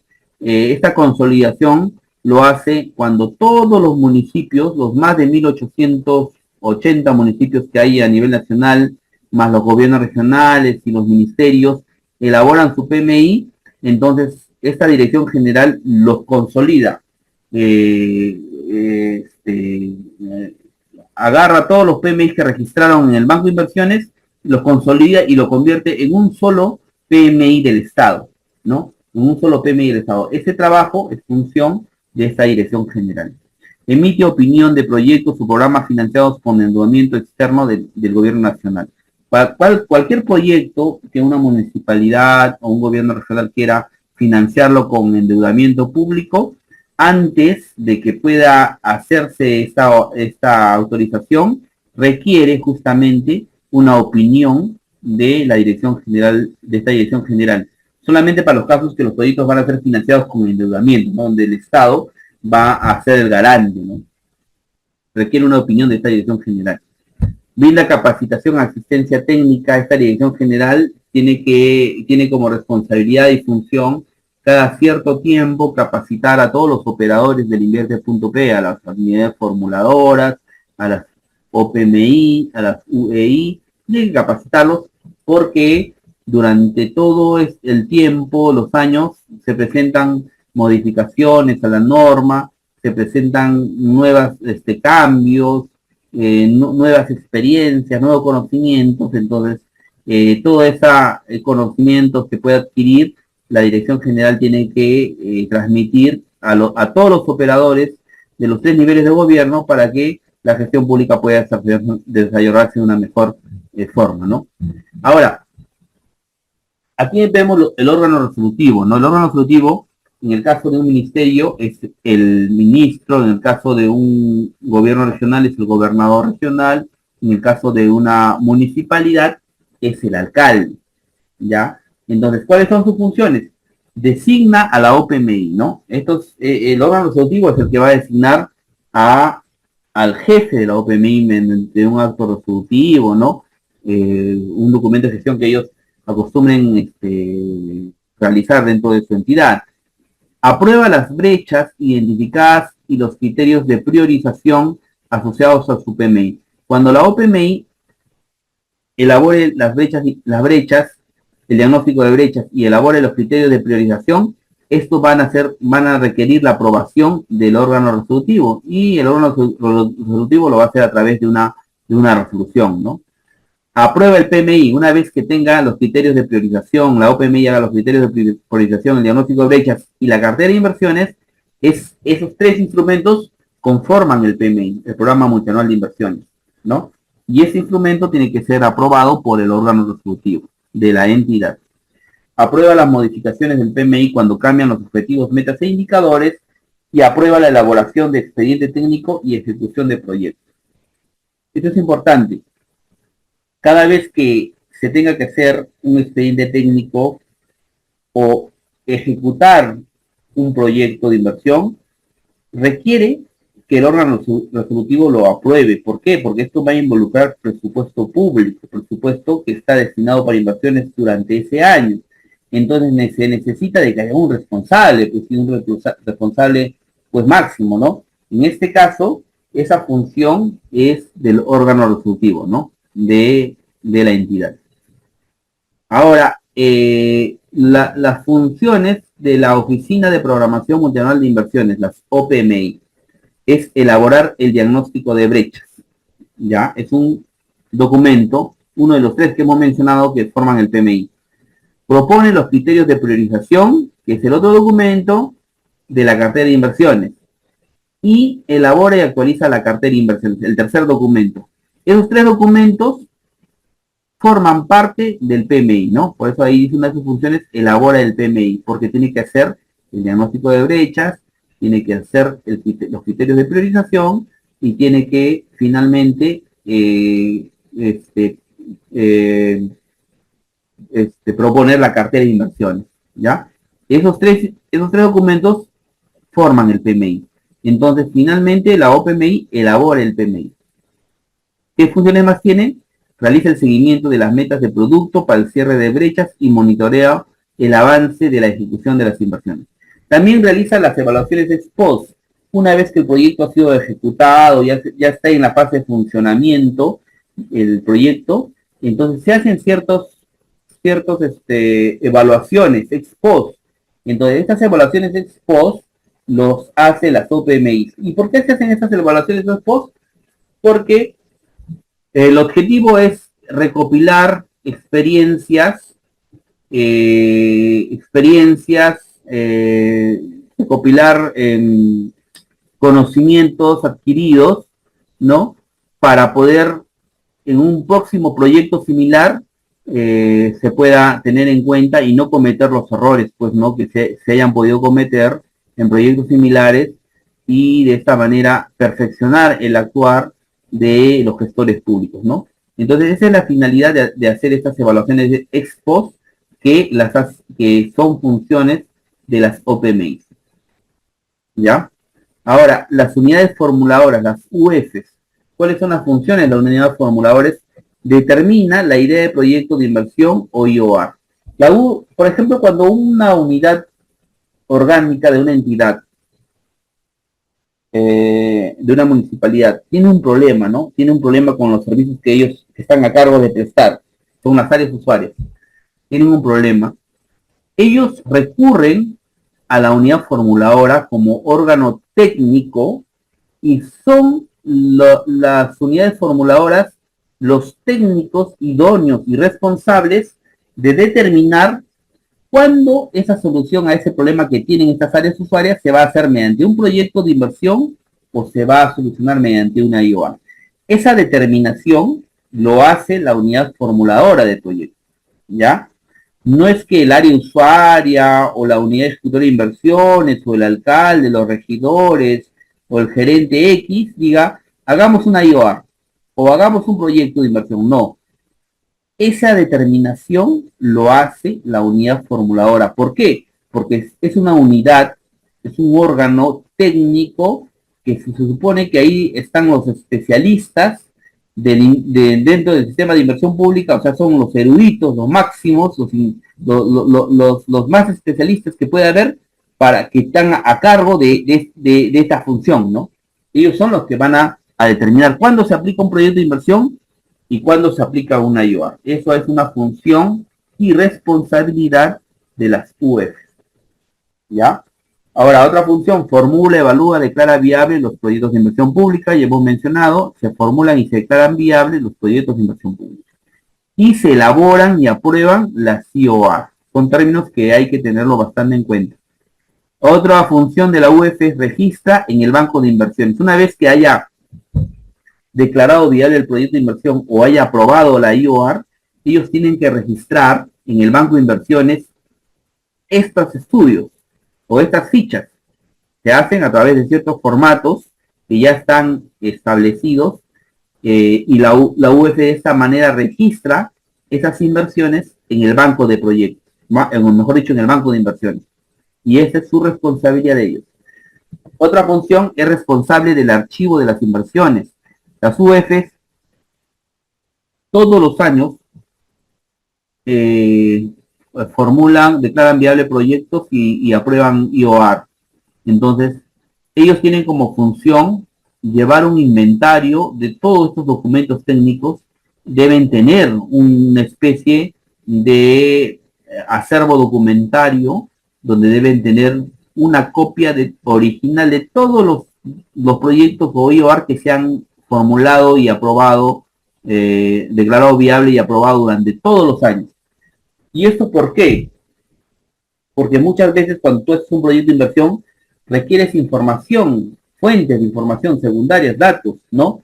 Entonces, estos datos, esta información tú lo puedes encontrar en otros proyectos que han sido formulados anteriormente, ¿no? Entonces te sirven como una especie de bibliografía para poder tomarlo en cuenta o tomar esa información para futuros proyectos.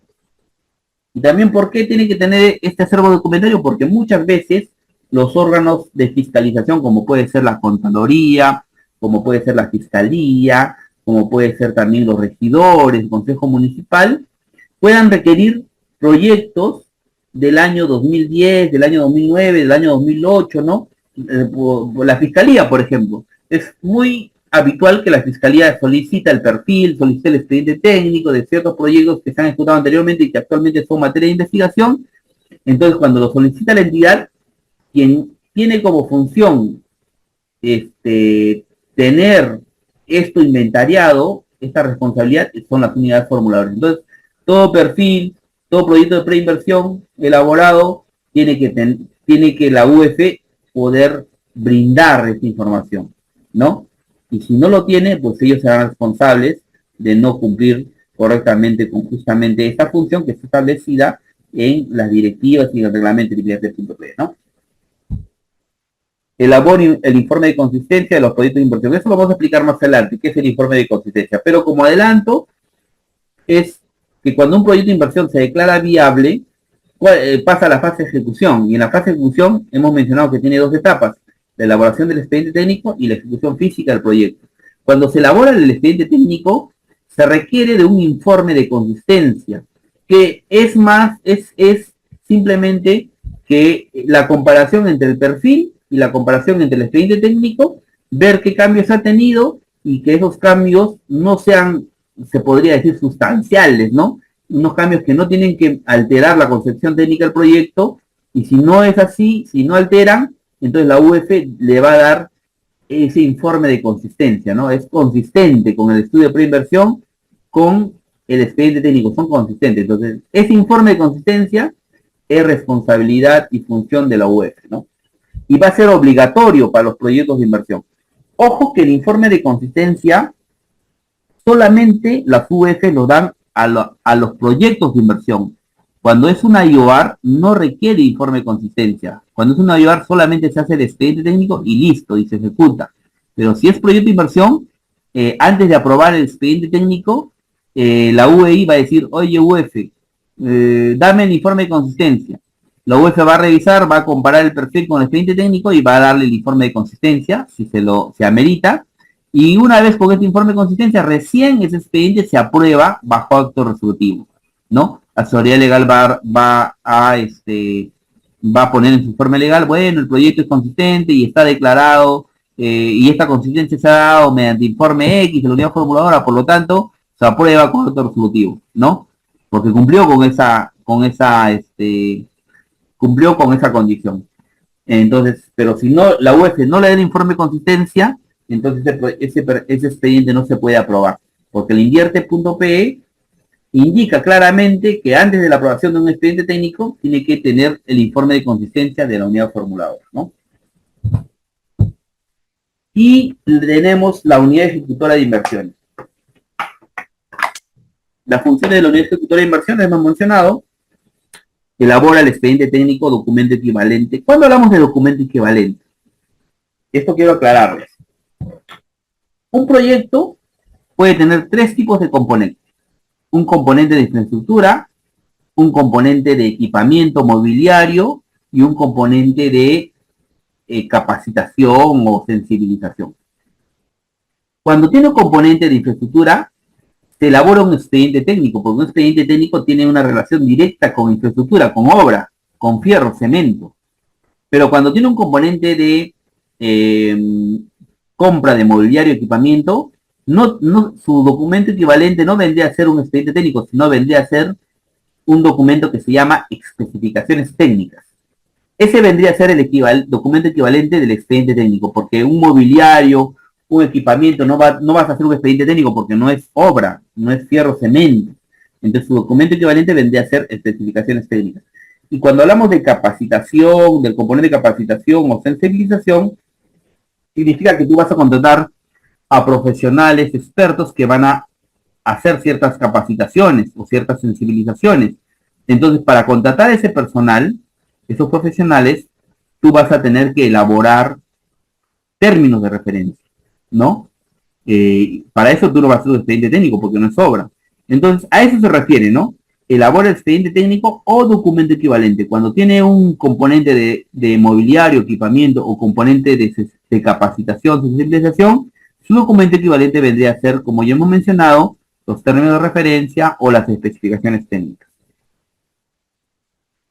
Responsable de la ejecución física y financiera de las inversiones, efectúa el registro del seguimiento de las inversiones. Este registro, ustedes habrán escuchado los famosos formatos 12B. Los formatos 12B son unos formatos que las unidades ejecutoras de inversiones, cuando ejecutan un proyecto, tienen que registrar en el sistema todos los meses. Todos los meses, una vez aprobado el informe mensual por el área de supervisión, este formato 12B recopila esa información de la valorización, ¿no? Y otros aspectos técnicos y financieros, y mediante un formato que es una ficha, llena esa información y ese formato lo sube al banco de inversiones, ¿ya? Entonces, de esa manera, la información respecto al estado situacional de la ejecución del proyecto, se tiene, pues, la población va a estar al día, ¿no? No solamente la población, sino los órganos fiscalizadores, como son la Contraloría, la Fiscalía, los regidores, los consejeros regionales. Entonces van a tener información que es colgada mensualmente mediante este formato 12B, y esa función es obligatoria, que tienen que hacer todas las UEIs cada mes para transparentar el estado situacional de los proyectos de inversión que vienen siendo ejecutados, ¿no? Es responsable de las modificaciones en la fase de ejecución. Durante la fase de ejecución puede haber modificaciones en el plazo de ejecución, puede haber ampliaciones de plazo, ¿no? Entonces, es una modificación a la fase de ejecución. Puede haber también deductivos, cuando tú ya no requiere hacer ciertos trabajos, entonces tú vas a tener que deducirlos. Eso involucra presupuesto, el presupuesto se va a reducir porque estás reduciendo metas. Eso se llama deductivos. O puede tener modificaciones, lo contrario a esto, que vendría a ser adicionales, ¿no? Acciones que no estaban contempladas, ejecutarlas dentro del expediente técnico, pero por su importancia en el trabajo, en la estructura, se tiene que hacer. Entonces, a esto llamamos adicionales.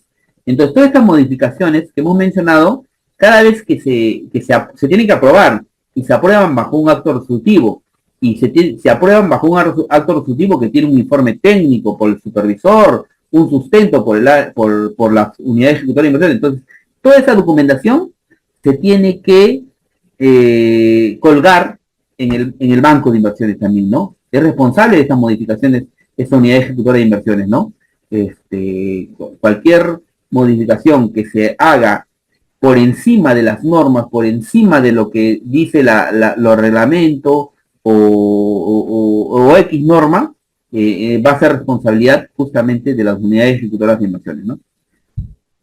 Y finalmente, una vez que la obra ha sido ejecutada y se haya hecho la liquidación técnica y financiera, hay que realizar el cierre de la inversión en el banco de inversiones. Y este cierre se realiza llenando un formato, es el formato 9, llenas el formato 9 cuando se ha elaborado la liquidación técnica y financiera del proyecto, aprobado mediante un acto resolutivo. Entonces llenas este formato 9 y lo registras en el banco de inversiones como cierre de inversión. Entonces, cuando se hace esta acción, de aquí para adelante el proyecto de inversión pasa a la fase de funcionamiento. ¿Ya? Este es el último acto. El último acto, que es responsabilidad de la unidad ejecutora de inversiones, es realizar el cierre de las inversiones en el banco de inversiones. Y de esta manera, ya ese proyecto o esa IOR va a pasar a la fase de funcionamiento, que es la cuarta fase.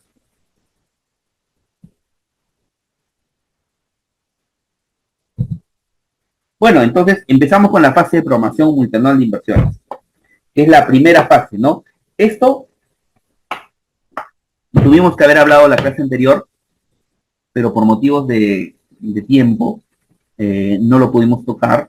Lo nombramos, ¿no? La primera fase lo explicamos en una forma general, pero ahora lo vamos a explicar de una forma un poco más detallada y de una manera rápida, porque el curso de formulación y evaluación de inversiones es el que el día de hoy nos ha traído. en esta reunión. Pero no, pero es importante que ustedes también tengan conocimiento sobre cómo es esta fase de programación multianual de inversiones. ¿Me dan unos segundos, por favor? Bien, la fase de programación multianual de inversiones, que es la primera fase del ciclo de inversiones, su concepto que está establecido en el reglamento del Invierte.pe, dice que consiste en un proceso de coordinación y articulación interinstitucional e intergubernamental. Aquí las OPMIs, cuando elaboran los PMI, los programas multianuales de inversiones, tienen que tener una coordinación no solamente entre las instituciones del mismo nivel, como por ejemplo la municipalidad distrital puede coordinar con la provincial, ¿no? Cómo van los proyectos que tenemos en común, sino también intergubernamental, o sea, con otros niveles de gobierno. La municipalidad puede coordinar con el gobierno regional, con los ministerios o con otras entidades que no son de su nivel de gobierno, pero que es necesario para poder hacer una buena programación multianual de inversiones, ¿no? Ahora, esta programación multianual de inversiones se hace de manera trianual. Todos los años, los municipios, los gobiernos regionales, los ministerios, hacen su PMI, pero por los próximos 3 años. Actualmente, toda entidad pública tiene su PMI 2026-2028. O sea, tiene sus inversiones ya establecidas que va a ser este año, el 2027 y el 2028. Y este año, las OPMI ya están trabajando su PMI, o mejor dicho, ya han aprobado seguramente su PMI del año 2027 al 2029, porque todos los años se actualizan estos programas multianuales de inversiones y se hacen por una proyección trianual como mínimo, ¿no? Ahora, este programa multianual de inversiones se elabora en función de objetivos nacionales, regionales y locales. ¿Dónde están establecidos estos objetivos nacionales, regionales y locales? Están establecidos en sus documentos de planificación. Por ejemplo, el gobierno nacional tiene el documento, ¿cómo se llama este documento? Un plan de desarrollo nacional, ¿no?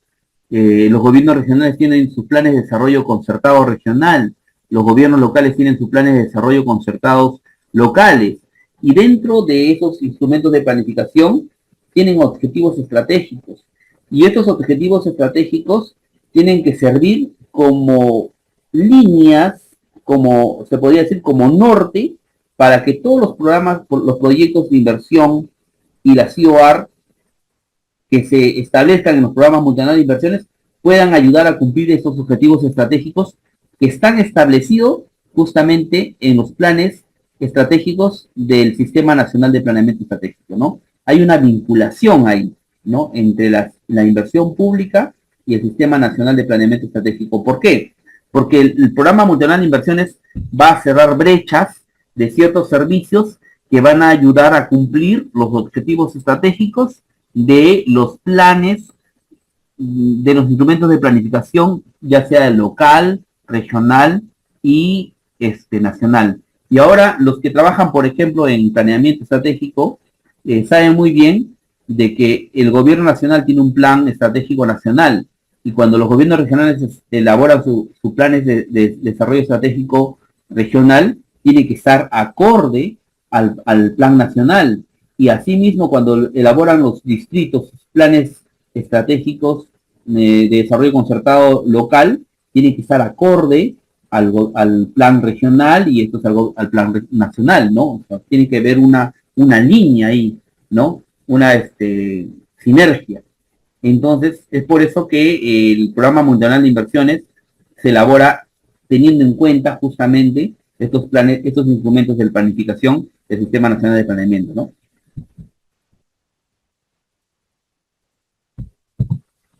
¿Cuál es el objetivo del programa multianual de inversiones, del PMI?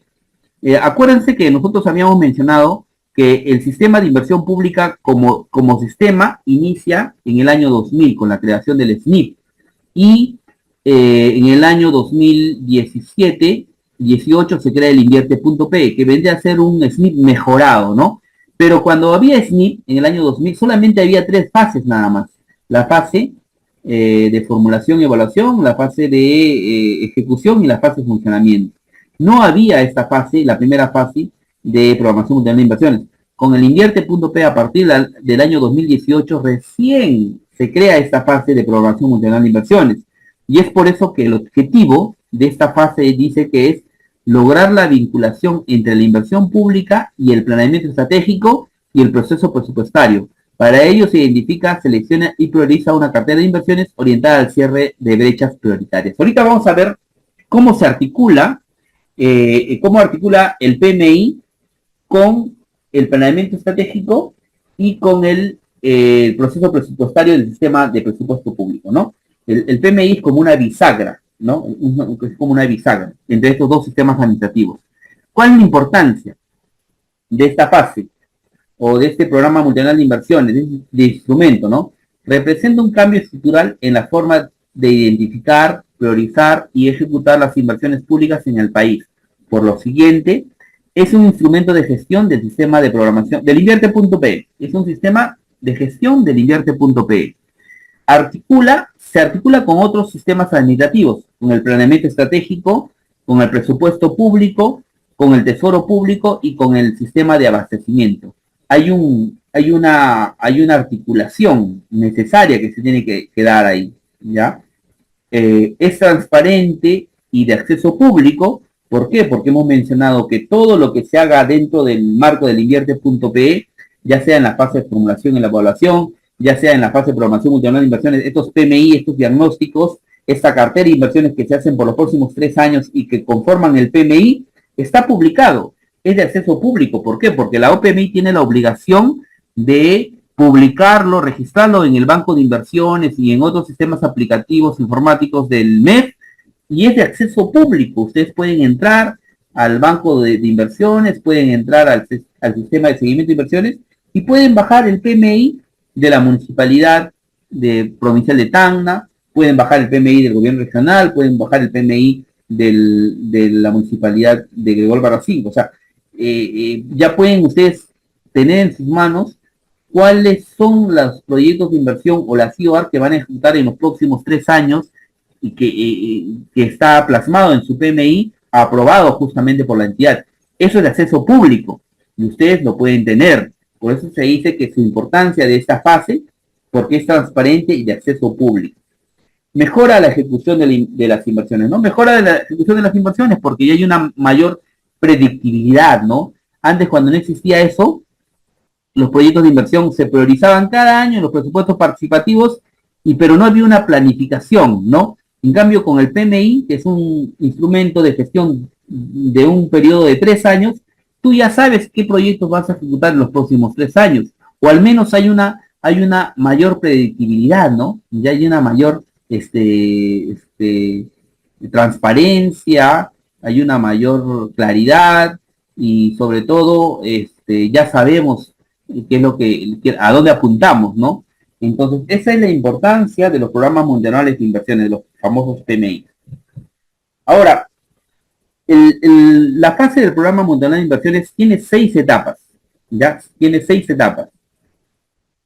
La primera etapa es la elaboración y aprobación de los indicadores de brechas. Esto le hemos mencionado que esto es función y responsabilidad de las OPMI de los ministerios, ¿ya? Esto no lo hacen las OPMI de los gobiernos regionales ni de los gobiernos locales.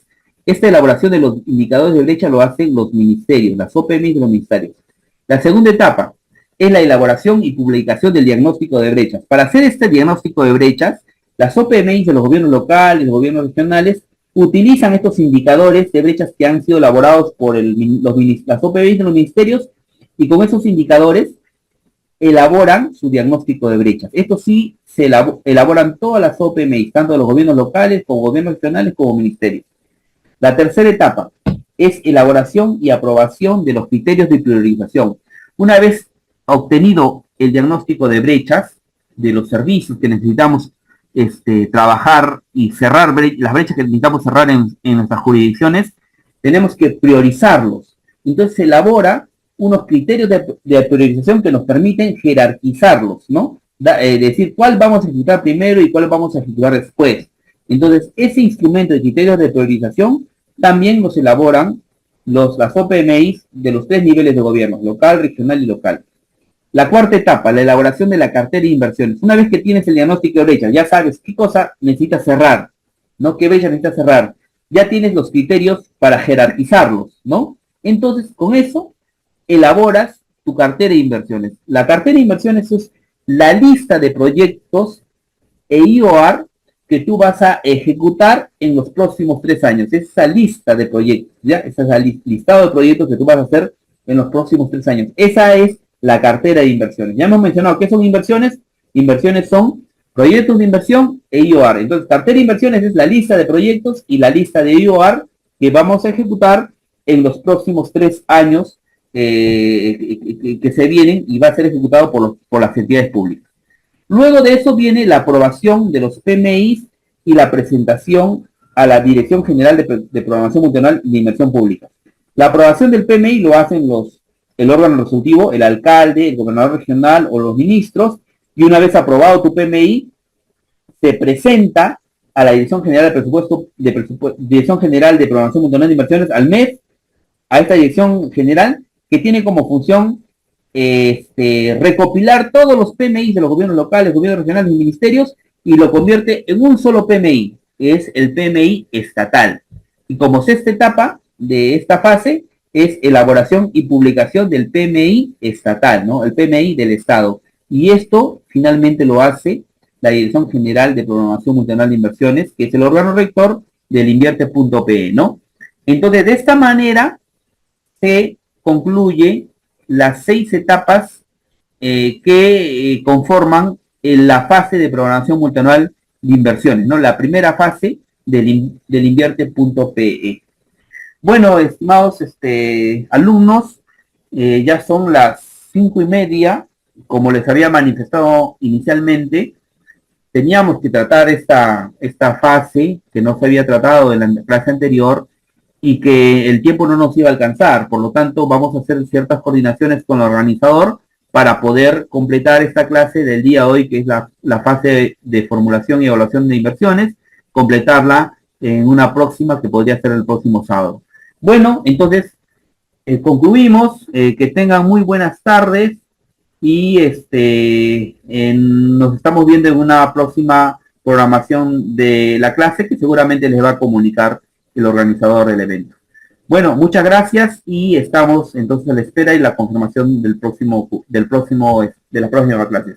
Muy amable por su atención y que tengan muy buenas tardes.